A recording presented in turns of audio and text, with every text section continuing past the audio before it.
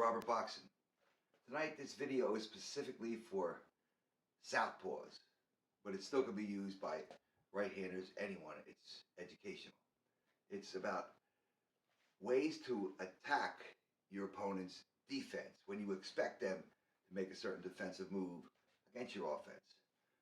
Now, talking about fighting a southpaw, right-handed stance, a lot of coaches will tell you you got to move to your left. Right hand lead, hook, that is more vulnerable to punches to land on a southpaw. You're throwing the right hand like a jab. You're getting it off quick, right down the pipe. You're not going off balance, so you can come back. And you slide this way, get away from their power. But there's also another way, often used by Roy Jones, Sugar Ray Leonard did it against Marvin Hagler. It worked well. It's stepping to the right, going this way and landing the straight right hand on him. It's kind of catching him in the pocket there. There's one move you'll see younger boxers using today. They learned it from Floyd Mayweather Jr., which was a good move.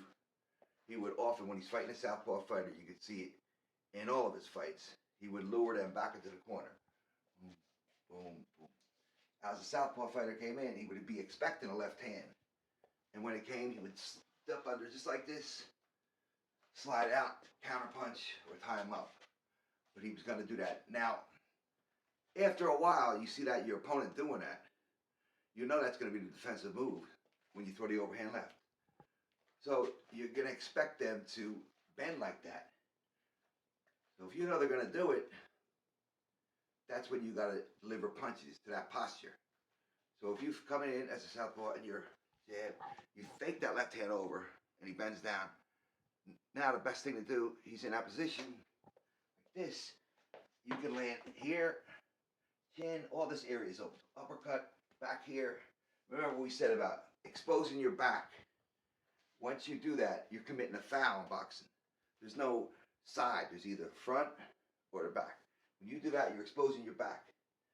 So if you get hit back there, they're not going to take a point away because your opponent already committed the foul. I'm not telling you to hit right here in the kidney where this is located. What about here? That's illegal, but there's a good chance you can hit in this area here. That's one way you can look at that and try to counter that defensive move. Another thing you often see Mayweather doing was he would the right jab would be here on the southpaw. He would keep his elbow out and push it down like this. Push it down and try to get you to stay in the pocket. And when you did, he would step over and right hand down a pipe.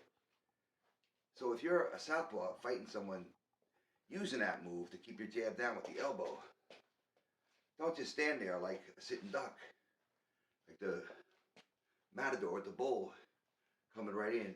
Think about what you're doing here. Feint first. Feint at that elbow. Kind of come with an uppercut or maybe a hook around here. Remember we talked about this area being tender right here, being soft. It's not right in the elbow bone, but you come around here. Fake high. What about the body? The right hook. You're not seeing a lot of right hooks thrown today with southpaws. I just don't know why, but it's a great punch they have. Especially with a right-hander, you can even throw that famous punch by Roy Jones, what he used against southpaws was an overhand hook. So if he's like this, you can just come over like this. That works good. But feint, slide to your right. Don't let your right hand get stuck down there and stuck in the pocket. You be creative too. Look for your opponents, what he's trying to do to you, and counter that. Be unpredictable. Try to work the side. Get this whole section here of ribs you can hit. And be more creative. That's a little something I wanted to talk about. So try that in sparring. Until next time, this is Uncle Robert. I hope you enjoyed the video. Please subscribe to my YouTube channel. Thank you.